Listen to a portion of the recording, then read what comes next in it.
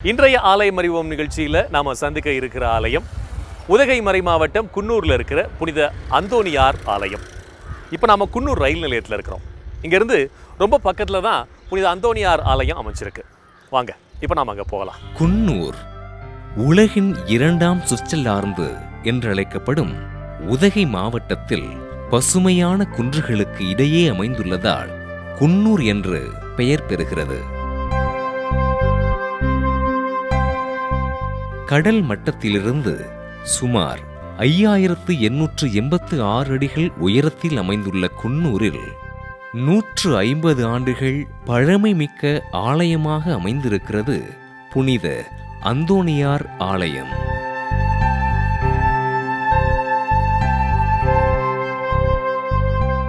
கிபி 1863ஆம் ஆண்டு உதகை மாவட்டத்தில் அமைந்துள்ள வெலிங்டன் பகுதியில் பயிற்சி பெற்ற இராணுவ வீரர்களுக்கு இறைப்பணிகளை செய்த அருட்திரு தெஜலிஸ் அவர்கள் குன்னூர் பகுதியில் வாழ்ந்த கிறிஸ்துவ மக்கள் திருவழிபாடுகளில் பங்கு பெறுவதற்கு வசதியாக கிபி 1867ஆம் ஆண்டு இவ்வாலயம் அமைந்திருக்கும் பகுதியில் 60 அடிகள் நீளமும் 16 அடிகள் அகலமும் கொண்ட சிற்றாலயத்தை கட்டி எழுப்பி இறை வழிபாடுகளை மேற்கொண்டார்.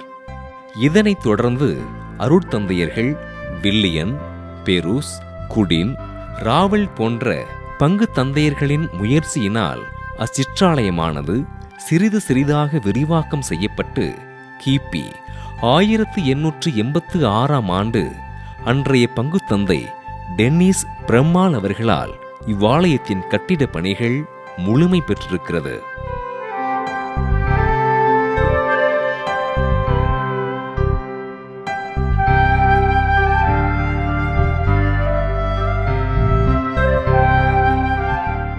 கோத்திக் கட்டிடக்கலையில் எழில் நிறைந்து காட்சியளிக்கும் இந்த புனிதமான ஆலயமானது கிபி 1886ஆம் ஆண்டு மார்ச் 25ஆம் நாள் அன்றைய கோவை மறைமாவட்டத்தின் ஆயர் மேதகு பார்து அவர்களால் அர்ச்சிக்கப்பட்டு புனித அந்தோணியாருக்கு அர்ப்பணிக்கப்பட்டது.